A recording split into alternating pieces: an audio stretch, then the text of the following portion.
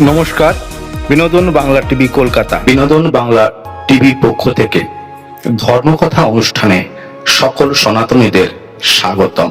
আমরা গীতা পাঠ করি কেন বা গীতা শাস্ত্র প্রয়োজন কেন সে বিষয়ে আলোচনা করব। আমরা মানুষ ত্রিতাপ জ্বালায় জর্জরিত, তবুও আমরা পরম শান্তি চাই না। সংসার অনলে পুড়ে ছাই হই, উট যেমন কাঁটা চিবোয়, কাঁটার আঘাতে রক্তক্ষরণ হয়, তবুও সে কাঁটা চিবোতেই থাকে, ভালোবাসে। আমরাও সেইরূপ সংসারে ত্রিতাপ জ্বালায় জ্বলেও নিরন্ত হই না। নিজস্ব আপনজন বা সন্তানাদিদের সেই পথে ঠেলে দিই, অনন্ত শান্তি পেতে চাই না।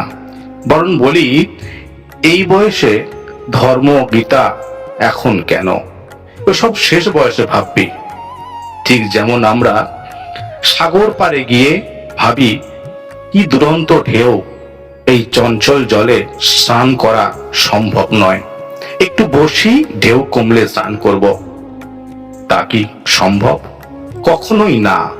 বুঝেও আমরা বুঝি না, সংসার দুরন্ত ঢেউ চিরকাল থাকবে। যিনি স্নান করার তিনি ঠিক করবেন, তার মাঝেই আমরা অবগাহন করতে হবে, তবেই ঢেউকে অতিক্রম করতে পারব। আমাদের সনাতন ধর্মে বহু ধর্মগ্রন্থ আছে, কিন্তু সর্বশাস্ত্রসার গীতা। গীতা সগীতা কর্তব্যা কিমন্যই শাস্ত্র বিস্তরই। বহু শাস্ত্র দরকার নেই, গীতা পড়লে সর্বশাস্ত্র জানা হয়ে যাবে।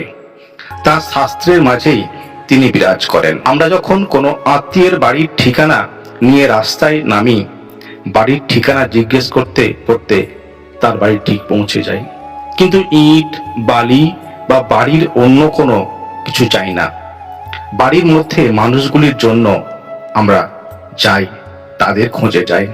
তেমনি শাস্ত্রে তিনি তাকে জানলে মানুষ সুন্দর হয়, কারণ ঈশ্বর সর্বময়। সেই জন্য সকলের সঙ্গে ঈশ্বরের সম্বন্ধ। তিনি সে উত্তম অধম বলেই জগজ্জীব তার আনন্দ, তার আপন।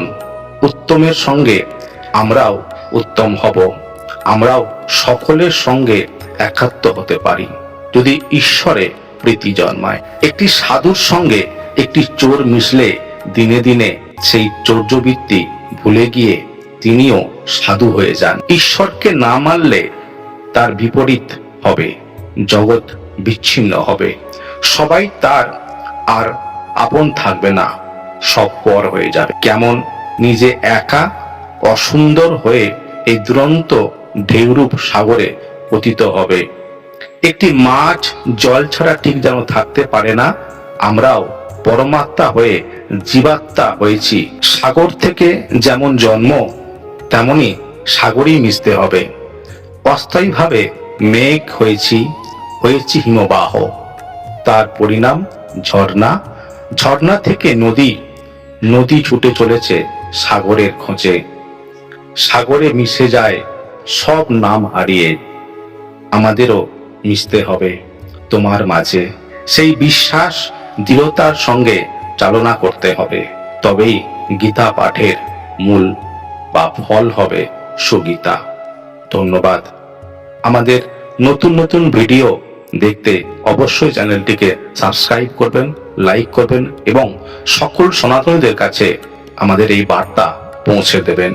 গীতার বাণী আমাদের হৃদয়ে শ্রী ভগবানের জায়গা করে নেবে। শ্রী ভগবান, শ্রীকৃষ্ণ, শ্রী নারায়ণ আমাদের হৃদয়ে বসবাস করে। প্রত্যেকটি মানুষের মধ্যে ভগবানের অস্তিত্ব রয়েছে, তাই আমরা নিজেরা সেই ভগবানের কথা স্মরণ রেখে গীতা পাঠ করব।